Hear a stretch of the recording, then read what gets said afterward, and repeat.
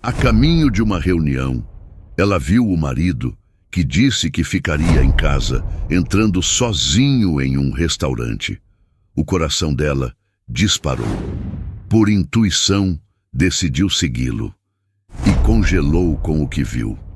O ar frio de Curitiba cortava a pele, mas não era o clima que fazia o coração de Fernanda gelar. Era a visão do outro lado da rua. Diogo, o marido dela. Aquele que naquela manhã havia lhe dado um beijo sonolento na testa e murmurado algo sobre um dia inteiro de home office enterrado em planilhas e pendências financeiras do casal. Ele disse que nem tiraria o pijama.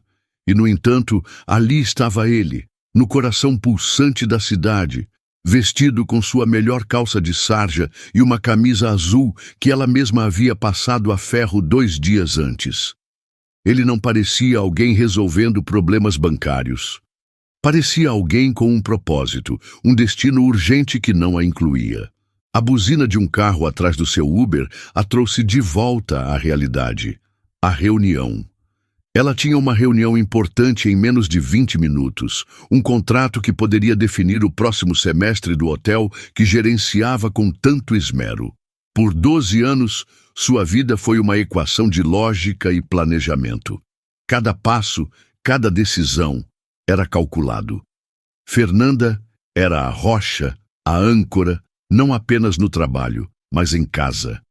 Era ela quem organizava as finanças, quem lembrava dos aniversários, quem planejava as férias. Diogo, com seu jeito mais aéreo e sonhador, sempre dizia que ela era sua bússola. Mas para onde ele estava navegando agora, sem ela? Ele atravessou a rua, olhando para os lados com uma pressa que beirava a paranoia, o celular colado na orelha. Não era o andar de quem vai a um banco ou a uma repartição pública. Era o andar de quem está atrasado para algo. Algo secreto. A palavra surgiu em sua mente, indesejada e venenosa, como uma erva daninha brotando no meio de seu jardim, cuidadosamente cultivado. Ela sentiu uma pontada na têmpora, o prenúncio de uma enxaqueca que sempre a atacava em momentos de estresse extremo. "Senhora, o trânsito vai andar. Qual o número do prédio, por favor?" perguntou o motorista, com uma paciência que ela não possuía naquele momento. Fernanda olhou para o homem ao volante, um completo estranho, e depois para a figura de seu marido, que agora virava a esquina, desaparecendo de sua vista. A reunião, o contrato, a sua reputação profissional. Tudo isso pesava de um lado da balança. Do outro, uma pergunta simples e devastadora. Por quê? Por que Diogo mentiria sobre algo tão banal? O que havia naquela esquina que era mais importante do que a verdade, mais importante do que a confiança que eles levaram anos para construir? Ela pensou nos últimos meses. Diogo andava mais distante, sim. Chegava mais tarde do trabalho, alegando projetos novos e exigentes. Passava mais tempo no celular, sorrindo para a tela, e quando ela perguntava, ele sempre tinha uma desculpa pronta. "É o grupo do futebol, amor. Só bobagem." Ela escolheu acreditar. Escolheu acreditar porque a alternativa era assustadora demais. A alternativa era admitir que o chão sob seus pés talvez não fosse tão firme quanto ela imaginava. Aos 36 anos, depois de uma vida de batalhas vencidas e de uma estabilidade conquistada a duras penas, a ideia de uma rachadura em seu casamento era um terremoto para o qual não estava preparada. A imagem dele, apressado e furtivo, não saía de sua cabeça. Não era o Diogo que ela conhecia. O Diogo dela era previsível, quase metódico em seus hábitos. Ele odiava o centro da cidade, reclamava do trânsito, do barulho, da multidão. Dizia que era um caos desnecessário. E, no entanto, lá estava ele, mergulhando voluntariamente nesse caos. Uma onda de náusea a invadiu. A reunião, o hotel, o contrato, tudo pareceu subitamente pequeno, insignificante. Havia uma verdade que precisava ser descoberta, uma ferida que, se existisse, precisava ser exposta à luz, não importava o quão doloroso fosse. O instinto. Aquela voz primitiva que tantas vezes ignoramos em nome da razão gritava dentro dela. E pela primeira vez em muito tempo, Fernanda decidiu ouvi-lo. Ela se inclinou para a frente, a voz saindo mais firme do que se sentia. "Moço, me desculpe. Pode parar aqui, por favor? Tive um imprevisto. Não vou mais para a reunião." O motorista a olhou pelo retrovisor, surpreso, mas obedeceu. Assim que o carro parou, Fernanda pagou a corrida pelo aplicativo, pegou sua bolsa e saiu, o coração martelando contra as costelas. O vento frio agora parecia um aliado, um choque de realidade que a mantinha de pé. Ela caminhou a passos firmes na direção da esquina onde Diogo havia sumido. Cada passo era uma aposta contra a felicidade que ela acreditava ter. Cada passo a levava para mais perto de uma verdade que poderia destruir tudo. Mas recuar não era mais uma opção. Ela precisava saber, precisava ver com os próprios olhos o que era tão importante a ponto de fazer seu marido mentir e se esgueirar pelas ruas como um estranho em sua própria vida. O que quer que estivesse esperando por ela depois daquela esquina, ela enfrentaria, sozinha. A mão de Fernanda tremia levemente ao pegar o celular na bolsa. A tela brilhava com a foto de seu chefe, mas sua mente estava a quilômetros de distância, na esquina que acabara de dobrar. Com a voz mais controlada que conseguiu forjar, ela fez a ligação. "Ricardo, sou eu. Peço 1000 desculpas. Sei que é de última hora, mas não vou conseguir chegar à reunião. Minha enxaqueca atacou com tudo. Estou vendo pontos brilhantes. Não tenho condições." Era uma meia-verdade. A dor em sua cabeça era real, pulsando em sincronia com a ansiedade, mas sua causa não era neurológica, e sim emocional. Do outro lado da linha, Ricardo foi compreensivo como sempre. Desejou-lhe melhoras e disse para não se preocupar.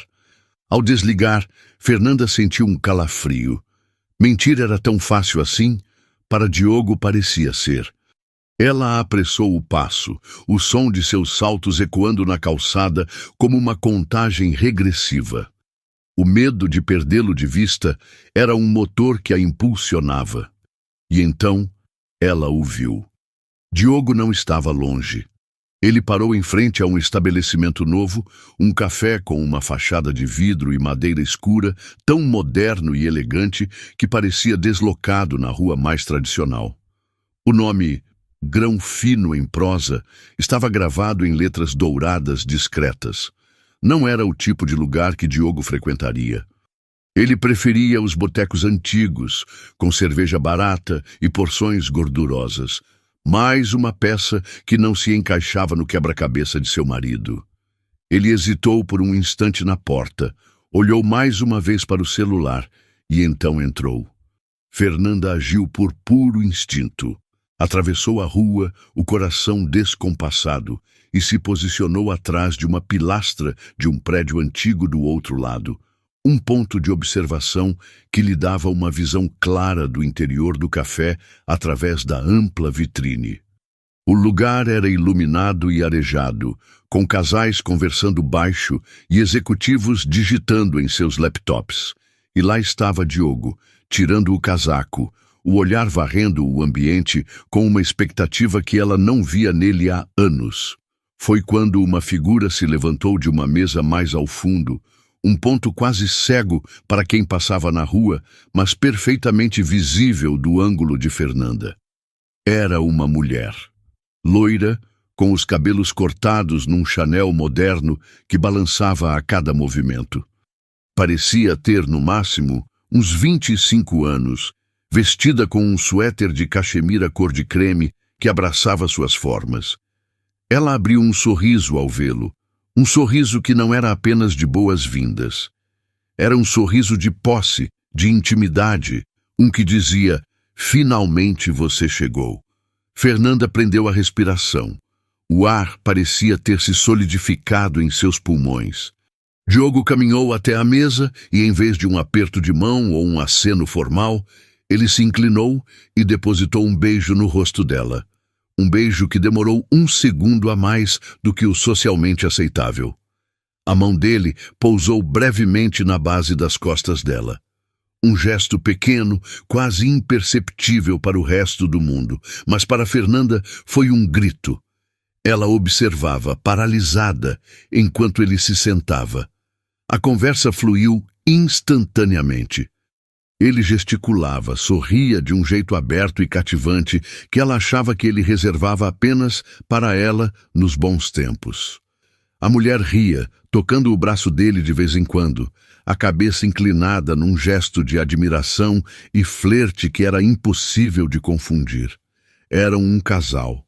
Agiam como um casal no auge da paixão, naquele estágio em que o mundo exterior desaparece e só existem os dois. O garçom se aproximou e eles pediram 2 cafés e uma fatia de torta com 2 garfos. A torta. Aquilo foi um soco no estômago de Fernanda. Diogo era diabético. Controlado, mas diabético.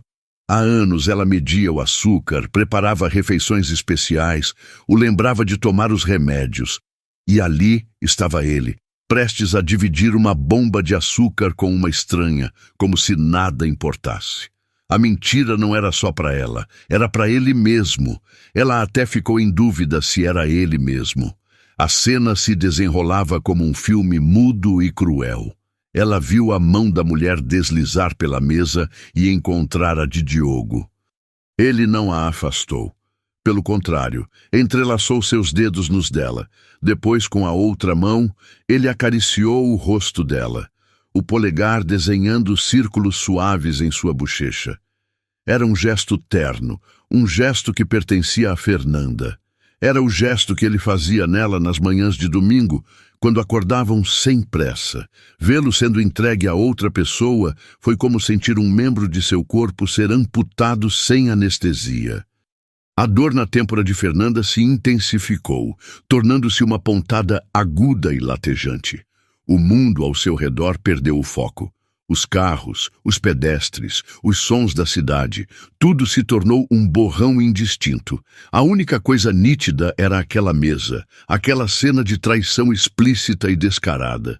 O homem que ela amava, o parceiro de uma vida, estava vivendo outra vida, uma na qual ela era apenas um obstáculo, uma rotina da qual ele precisava escapar.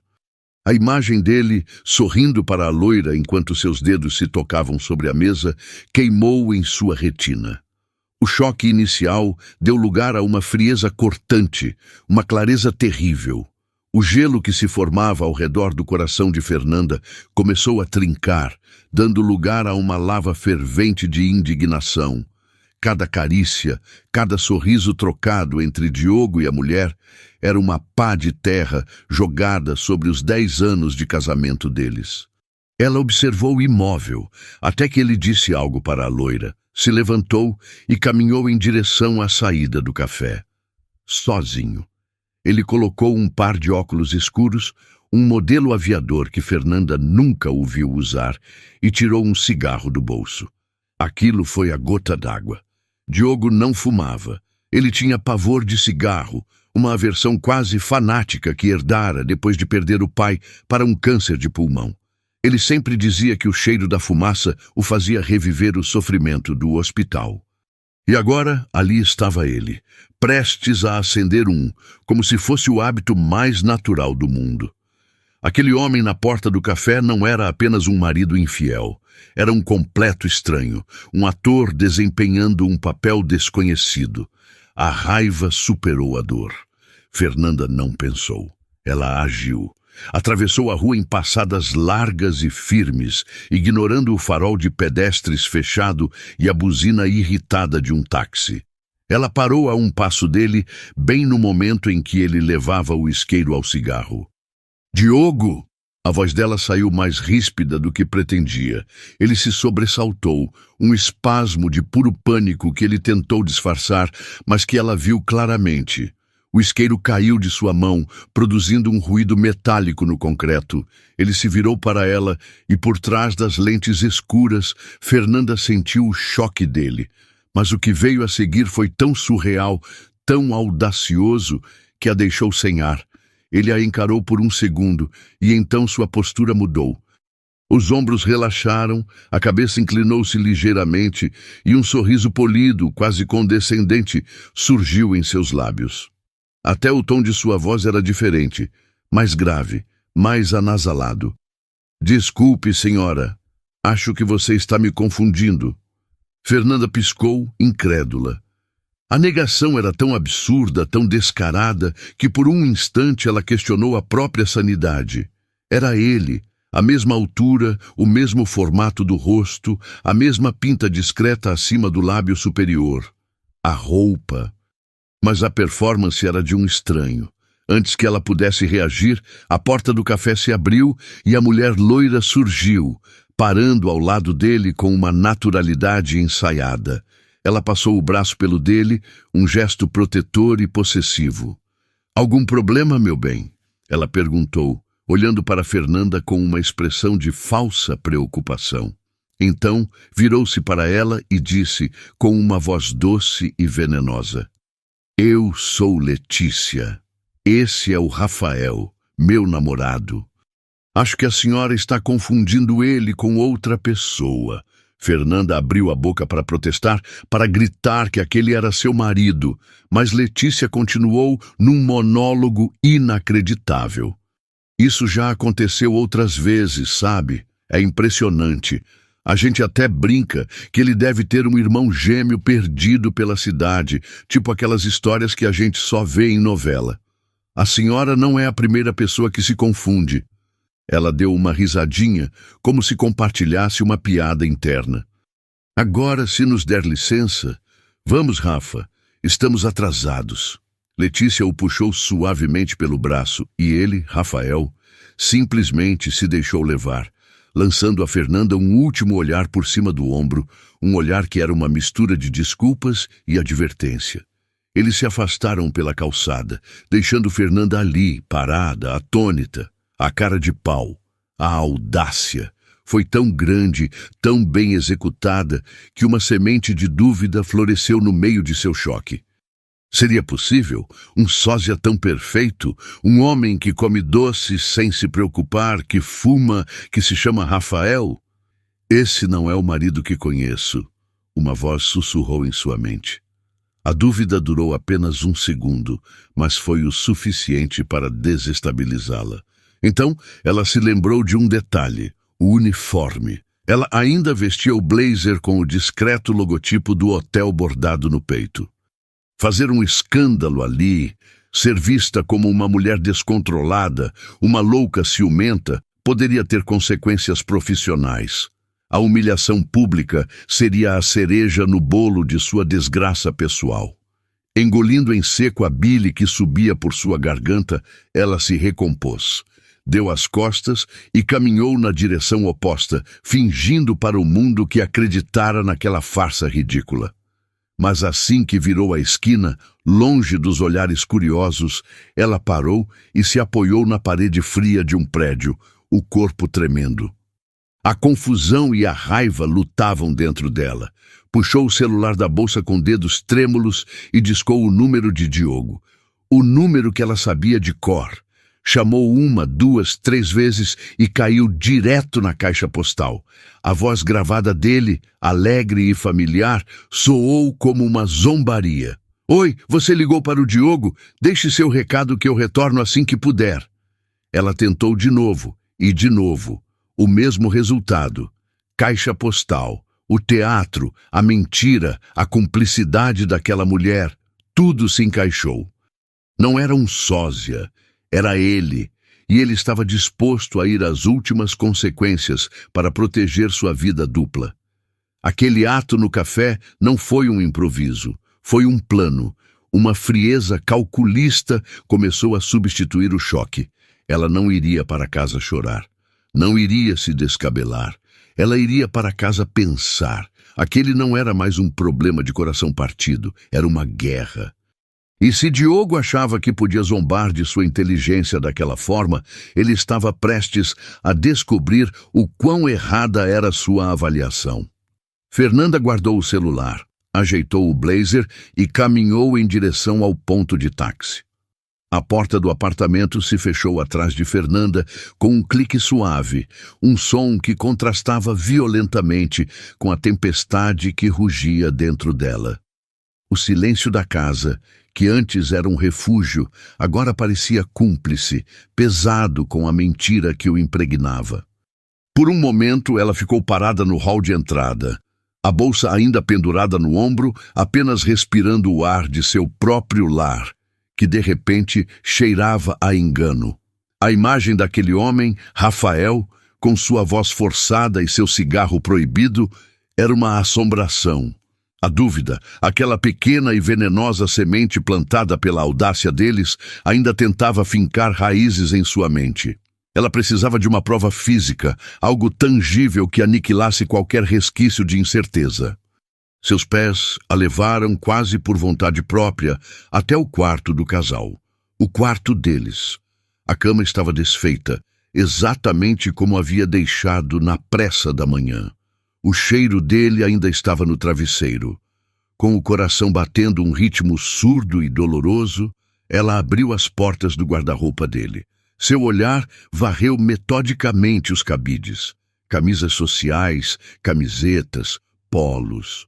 Ela procurou pela camisa azul, aquela de um tom celeste que realçava os olhos dele. A mesma que ela passara com tanto cuidado. Não estava lá. Seu estômago se contraiu. Em seguida, ela se agachou, os dedos vasculhando a prateleira de baixo, onde ele guardava as calças dobradas. A calça de sarja bege, sua favorita para ocasiões casuais mas arrumadas, como ele mesmo dizia. Também não estava lá. Foi como um veredito.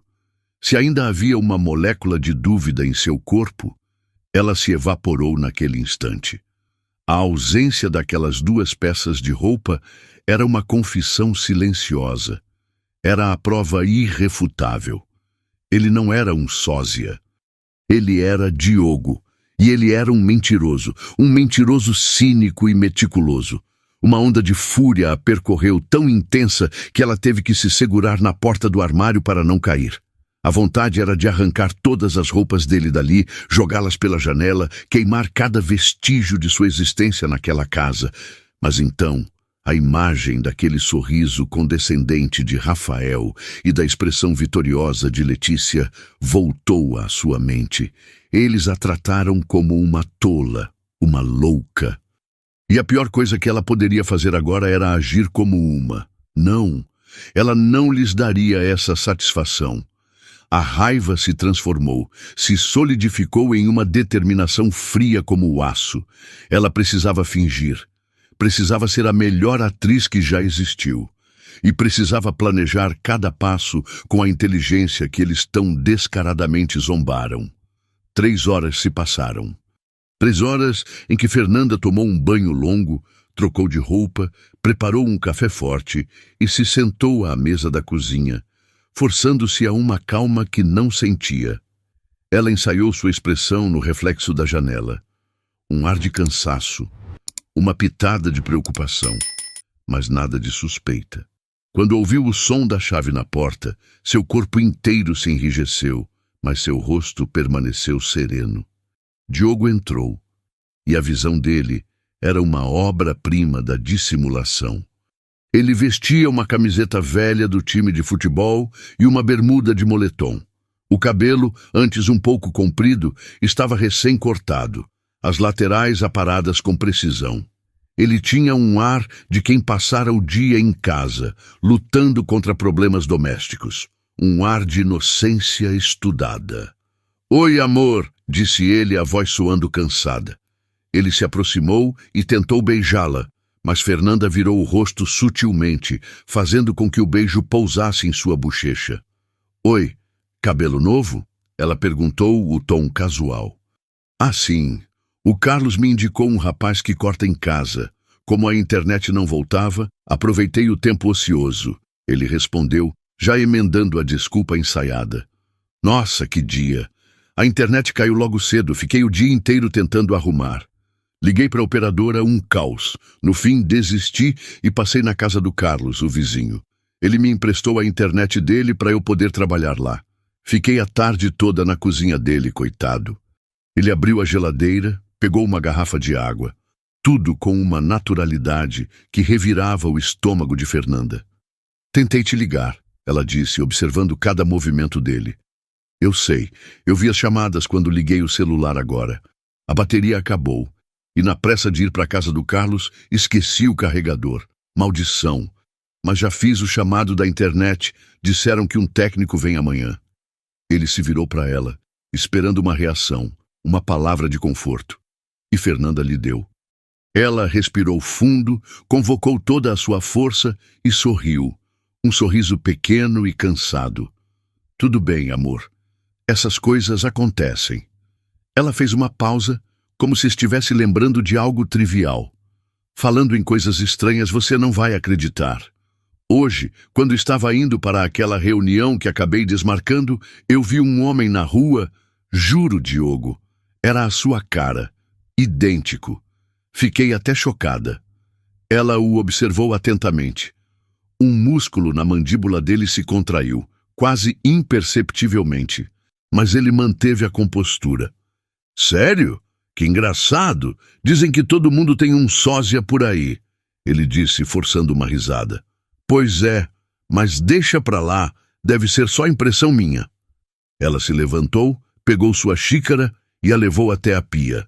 Vou adiantar algumas coisas do trabalho aqui no meu notebook. Vou usar a internet do meu celular até consertar-a daqui amanhã. Ela se afastou, deixando-o na cozinha. Cada palavra tinha sido um esforço monumental, cada sorriso uma mentira que pesava em sua alma. Mas ao se sentar em sua escrivaninha e ligar o computador, ela não sentia apenas o peso da farsa. Sentia também o poder. Ele achava que a tinha enganado. Ele achava que estava no controle. Mal sabia ele que o jogo havia acabado de virar e que a jogadora que ele subestimou estava prestes a fazer sua primeira jogada. A noite caiu sobre o apartamento como um manto pesado.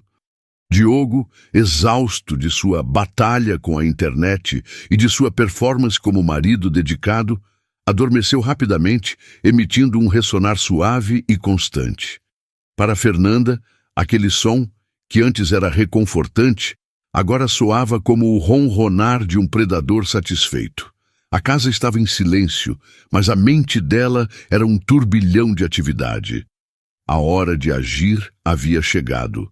Na ponta dos pés, ela pegou as chaves do carro dele na mesinha da entrada. O coração batia forte, não de medo, mas de uma adrenalina fria e focada.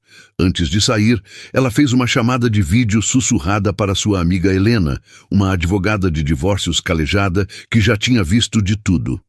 Você tem certeza disso, Fê? Helena perguntou, a voz cheia de preocupação através do telefone. Nunca tive tanta certeza de nada na minha vida, Helena. Ele zombou de mim. Preciso de provas, preciso entender a extensão disso tudo antes de dar o próximo passo. Helena suspirou. Ok. O rastreador é pequeno, magnético. Procure uma superfície de metal limpa embaixo do carro, perto de uma das rodas, mas mais para o centro, longe do escapamento. Limpe o local com o paninho que veio junto e apenas fixe-o.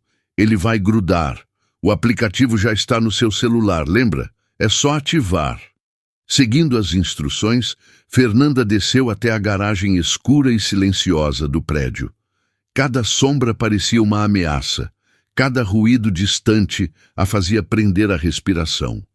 Ajoelhada no chão frio de cimento, ela encontrou o local perfeito sob o carro de Diogo. O clique metálico do rastreador se fixando no chassi foi o som mais satisfatório que ela ouvira em todo o dia. Era o som do controle voltando para suas mãos. De volta ao apartamento, a segunda parte do plano. Ela pegou o celular de Diogo, que estava carregando na mesa de cabeceira. As mãos dele estavam relaxadas sobre o peito, a respiração profunda. Por um instante, ela o observou dormir. O rosto que ela amara por décadas, agora uma máscara. Com uma frieza que a surpreendeu, ela desbloqueou o aparelho, a senha, a data de aniversário dela, que ironia, e abriu o WhatsApp. Em seu próprio notebook, Ela abriu a página do WhatsApp Web. O código QR apareceu na tela. Ela apontou a câmera do celular dele e, em menos de 5 segundos, uma cópia exata de suas conversas, de sua vida secreta, floresceu na tela do computador dela.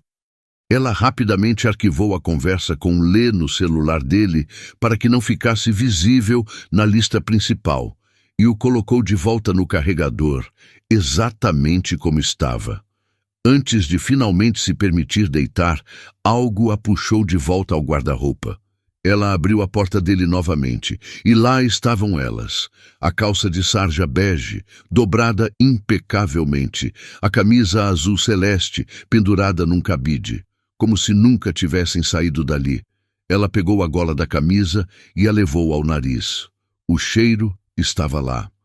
Não o perfume do dia a dia dele, mas uma colônia amadeirada, mais intensa, que ele guardava para ocasiões especiais. Naquela noite, Fernanda não dormiu. Deitada ao lado do homem que se tornara um estranho, ela fingia um sono tranquilo, enquanto na pequena tela de seu celular, o aplicativo do rastreador mostrava um ponto azul e estável na garagem. Ela não precisava mais olhar. A verdadeira ação estava no notebook, que ela deixou aberto em sua escrivaninha. Os dias seguintes foram um exercício de autocontrole supremo. Fernanda vivia 2 vidas.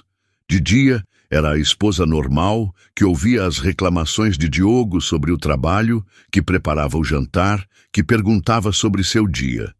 De noite, quando ele dormia, ela se tornava uma investigadora silenciosa.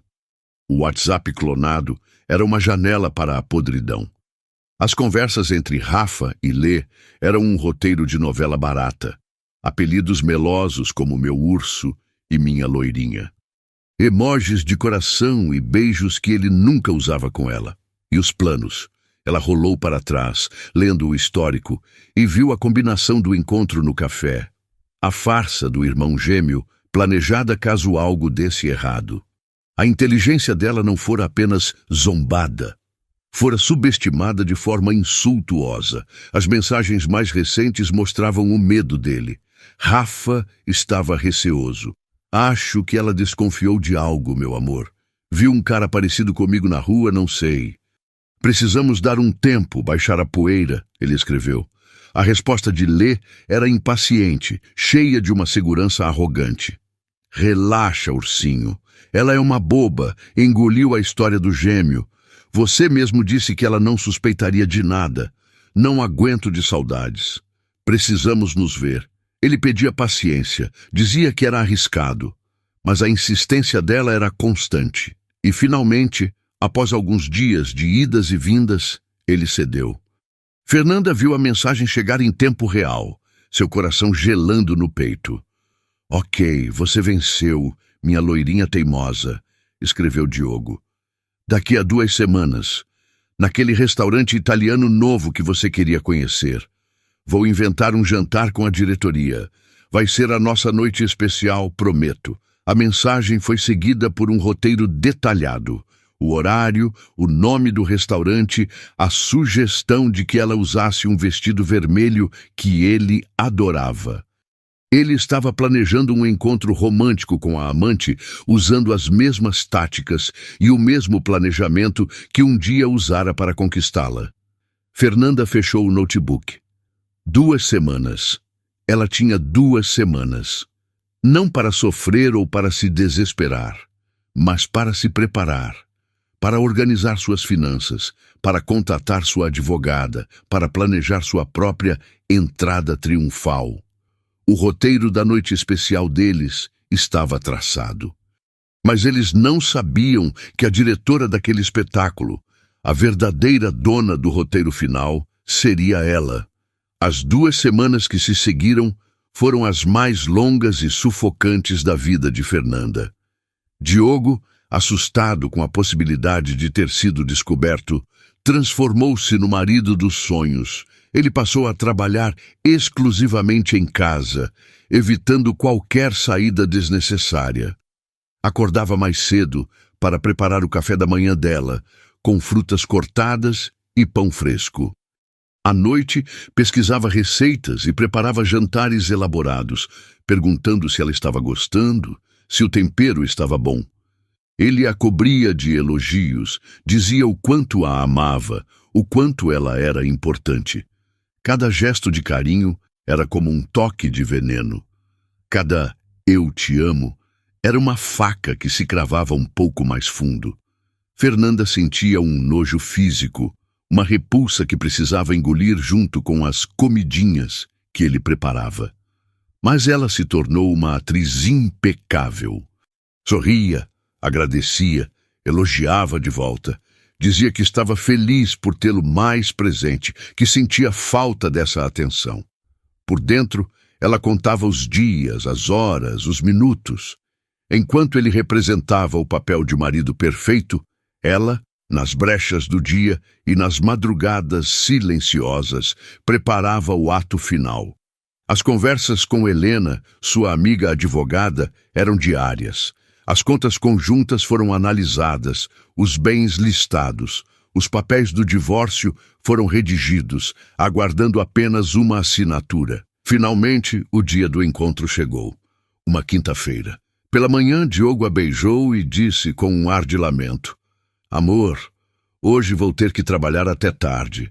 A diretoria marcou um jantar de última hora para fechar um projeto. Coisa chata, mas necessária."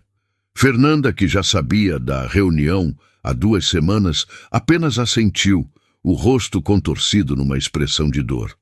"Tudo bem. Minha enxaqueca está me matando hoje, de qualquer forma. Acho que vou tomar um remédio forte. Vou trabalhar e à noite tentar dormir cedo." A expressão de alívio no rosto dele foi quase imperceptível, mas ela viu. Ele estava tranquilizado. O caminho estava livre. Às 7 da noite, ele se arrumou, colocando a colônia especial, a do cheiro da traição. Ela já estava em casa reclamando de dor de cabeça. Deu-lhe um beijo na testa e disse para ela se cuidar e qualquer coisa ligar. Assim que a porta se fechou, a enxaqueca de Fernanda desapareceu milagrosamente. Ela não se arrumou para seduzir ou para competir. Ela se arrumou para a batalha. Um vestido preto, elegante e sóbrio. Um batom vermelho escuro, como uma declaração de guerra. E nos cabelos, em vez de soltos, um coque severo e imponente. Ela não era a esposa traída. Era a juíza. Fernanda conseguiu chegar ao restaurante italiano 20 minutos antes do horário marcado. Era um lugar sofisticado, com luz de velas e música baixa. Ela pediu à recepcionista uma mesa discreta num canto, alegando que esperava alguém e queria privacidade. De seu posto, ela tinha uma visão estratégica de toda a entrada e do salão principal. Pediu uma taça de vinho tinto e esperou. Pouco depois, eles entraram. Diogo, galanteador, segurava a porta para Letícia, que usava um vestido vermelho vibrante, exatamente como ele pedia nas mensagens. Eles sorriam, cúmplices, e foram conduzidos a uma mesa romântica no centro do salão. Ele puxou a cadeira para ela. Ele a olhava com uma adoração que Fernanda não via dirigida a si mesma há uma década. Com uma frieza que ela mesma desconhecia, Fernanda pegou o celular. Observando-os de longe, ela discou o número de Diogo. Na mesa deles, ela viu a tela do celular dele se acender. Ele olhou, franziu a testa em irritação e apertou o botão vermelho, cancelando a chamada.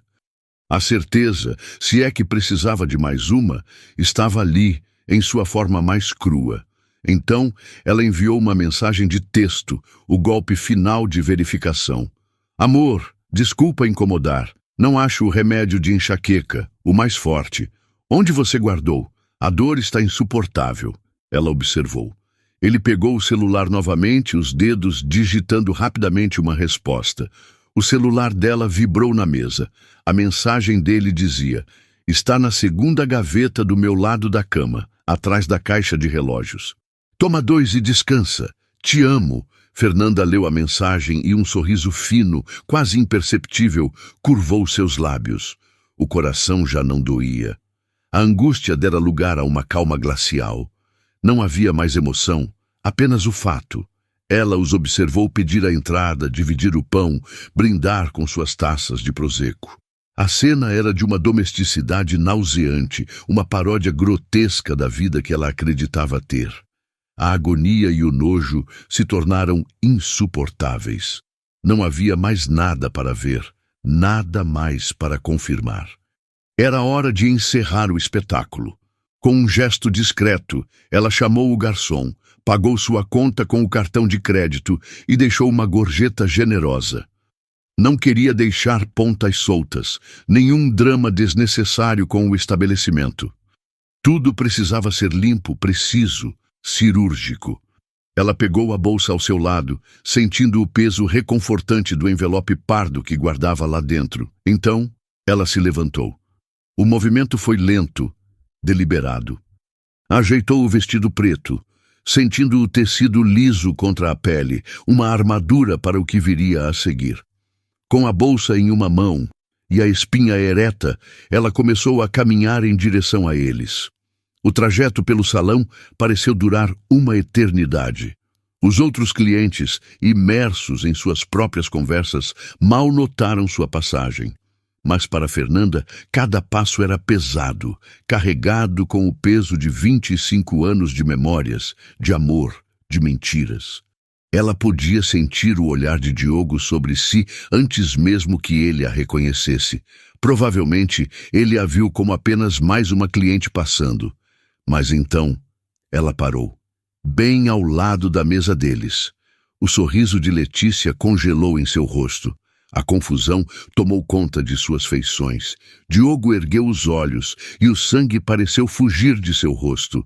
Ele ficou pálido, os olhos arregalados em puro terror, a boca entreaberta, sem palavras. Ele olhou de Fernanda para Letícia e de volta para Fernanda, como um animal apanhado numa armadilha. Fernanda não lhe deu tempo para inventar outra farsa. Sem uma palavra, ela abriu sua bolsa e de lá tirou um grande envelope pardo. O som do papel deslizando sobre a toalha de linho branco da mesa foi o único ruído naquele pequeno universo de choque. Dentro do envelope, visíveis, estavam os papéis do divórcio e as notificações impressas do bloqueio de todas as contas conjuntas, uma ação que sua advogada havia preparado para ser executada naquele exato momento. Ela empurrou o envelope para o centro da mesa, entre o prato de carpaccio dele e a taça de vinho dela. Então, ela olhou diretamente nos olhos de Diogo, o homem que ela um dia amou. E um sorriso calmo, quase divertido, brotou em seus lábios. Sua voz saiu firme, clara e cortante, sem um pingo de tremor. Assina, ou entrega para o seu irmão gêmeo. O silêncio que se seguiu foi absoluto. A mandíbula de Diogo se abriu e fechou, mas nenhum som saiu. Letícia olhava do envelope para Fernanda. A arrogância de antes completamente desintegrada, substituída por um pânico atordoado. Fernanda não esperou por uma resposta. Não havia mais nada a ser dito.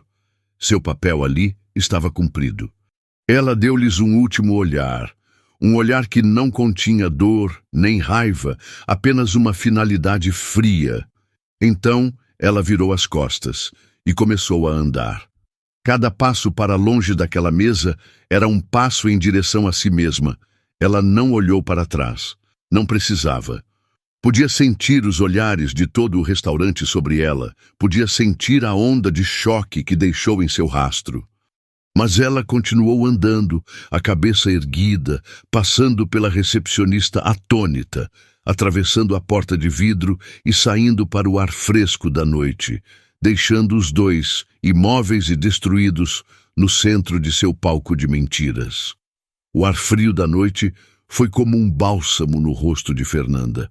Ela respirou fundo, o oxigênio enchendo seus pulmões como se fosse a primeira vez em semanas. A porta do restaurante se fechou atrás dela, abafando o murmúrio chocado que começava a se formar lá dentro. Ela não apressou o passo.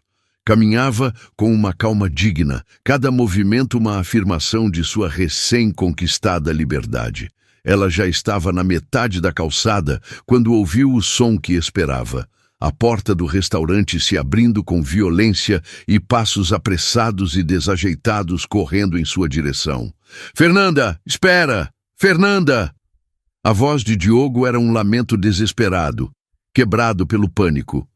Ele a alcançou e agarrou seu braço. A força em seu aperto era a de um homem se afogando. "Fernanda, por favor, me escuta!" ele implorou, o rosto contorcido numa máscara de pavor. Aquele não era o galanteador Rafael, nem o marido dissimulado. Era apenas Diogo, despido de todas as suas mentiras, patético em sua exposição. "Eu posso explicar, eu juro. Eu tô passando por uma fase difícil, uma crise, eu não sei. Eu ia te contar tudo. Eu só precisava de tempo." As desculpas, as mesmas desculpas clichês que milhões de homens como ele usaram antes. Fernanda parou. Não porque o toque dele a deteve, mas por uma decisão própria. Ela se virou lentamente para encará-lo, o rosto impassível. Com um movimento firme e deliberado, ela soltou o braço do aperto dele.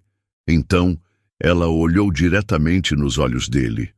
Olhos que agora estavam cheios de lágrimas de crocodilo, de um pavor egoísta pela perda de seu conforto, de sua vida organizada. Ela não viu arrependimento pelo que ele fez a ela. Viu apenas o terror das consequências para ele mesmo. Sua voz, quando falou, não era alta, mas carregava o peso de uma sentença final. "Você não mentiu só para mim, Diogo." Ela fez uma pausa, deixando a frase pairar no ar frio entre eles. "Você zombou da minha inteligência." Ela o viu vacilar, a verdade daquelas palavras o atingindo com mais força do que qualquer grito ou acusação. "Agora," ela concluiu, com uma frieza que selou qualquer possibilidade de retorno, "lide com as consequências." Sem mais uma palavra, sem um último olhar, Fernanda virou-se e retomou seu caminho. Ele a chamou mais uma vez, o nome dela ecoando na rua como um som oco e sem sentido. Mas ela não parou. Não olhou para trás. Cada passo a afastava da ruína que ele criara e a aproximava do futuro que ela mesma iria construir. Ele ficou para trás, uma figura patética na calçada, sozinho com os destroços de duas vidas que ele mesmo havia implodido. Ao chegar em casa, Fernanda girou a chave na fechadura e empurrou a porta. O apartamento estava silencioso, exatamente como ela o deixara. Mas desta vez, o silêncio não era pesado ou cúmplice. Era um espaço vazio, uma tela em branco esperando para ser preenchida. Assim que a porta se fechou, algo dentro dela se rompeu. O peso que ela carregara nos ombros por semanas, o peso da suspeita, da certeza, da raiva contida e da performance calculada, simplesmente desabou. Suas pernas cederam e ela deslizou pela porta até sentar no chão do hall de entrada. E então ela chorou. Não eram as lágrimas de uma vítima, mas as de uma guerreira após a batalha. Um choro de exaustão, de alívio, de luto. Ela chorou pela mulher que fora, aquela que acreditava em promessas e em finais felizes. Ninguém se casa pensando em separar. Ninguém entrega seu coração, seus dias e seus sonhos, esperando em troca o sabor amargo da traição. Imagens de seu passado com Diogo vieram em flashes. O primeiro encontro, a timidez dele, o jeito como ele segurou sua mão pela primeira vez. A proposta de casamento desajeitada e sincera no meio de um parque. A alegria na compra do primeiro apartamento. As dificuldades que enfrentaram juntos. As vitórias que celebraram. Como aquele homem, o parceiro de uma vida, se transformou num estranho cínico. A pergunta pairou em sua mente, mas ela sabia que não haveria resposta satisfatória. Algumas pessoas simplesmente se perdem e, no processo, tentam levar os outros junto para o abismo. Ali, no chão frio, abraçando os próprios joelhos, as lágrimas finalmente cessaram. O cansaço, profundo e avassalador, tomou conta de seu corpo. Ela se levantou Caminhou até o quarto e, pela primeira vez em 10 anos, deitou-se sozinha na cama de casal. O espaço vazio ao seu lado não era assustador, era paz, e naquela paz ela adormeceu. Na manhã seguinte, Fernanda acordou com os primeiros raios de sol invadindo o quarto. Ela se sentia leve. A dor ainda estava lá, uma ferida que levaria tempo para cicatrizar. Mas não era mais uma âncora, era apenas uma memória. Ela se levantou, preparou um café forte e, sentada à mesa da cozinha, pegou o celular. A primeira ligação foi para Helena, sua advogada. Bom dia, Helena. Sou eu. Pode dar andamento em tudo. Vamos formalizar. Sua voz era firme, decidida. Não havia hesitação. Naquele momento, Fernanda compreendeu uma verdade fundamental que a sociedade muitas vezes nos faz esquecer. O fim de um relacionamento não é um atestado de fracasso. Às vezes, o verdadeiro fracasso é continuar em uma história onde você não é mais amada, respeitada e valorizada. A coragem não está em aguentar a dor em silêncio, mas em reconhecer que você merece mais. Muito mais. Ela não precisava de alguém que se escondesse atrás de mentiras baratas e perfumes de ocasião. Não precisava de um amor que exigisse que ela diminuísse sua inteligência ou ignorasse seus instintos. A culpa não era dela. A culpa nunca é de quem ama, de quem confia, de quem constrói. A responsabilidade é de quem destrói. Agora, era ela por ela. E pela primeira vez em muito tempo, isso não parecia solitário. Parecia completo, parecia suficiente. E bastava. E aqui, a história de Fernanda chega ao fim, mas a sua jornada de coragem está apenas começando. Quantas vezes, por medo da solidão ou pelo peso das memórias, nós nos diminuímos para caber em histórias que já não nos servem? A lição de Fernanda não é sobre vingança, mas sobre o poder de se resgatar. É sobre olhar no espelho e declarar que a sua paz e a sua inteligência não são negociáveis. Se você se emocionou com essa jornada de redescoberta e acredita na força que existe em recomeçar, deixe o seu gostei para que mais pessoas possam ser alcançadas por essa mensagem. Compartilhe esta história com aquela amiga ou amigo que talvez precise se lembrar do próprio valor. E o mais importante, inscreva-se no canal e ative o sininho, porque toda semana trazemos novas histórias feitas para tocar a sua alma e inspirar a sua vida. E agora queremos ouvir você. Comente aqui embaixo uma nota para essa história e para a coragem e atitude de Fernanda. Obrigado por assistir e lembre-se sempre, o amor mais importante é aquele que você decide todos os dias ter por si mesma. Até a próxima história!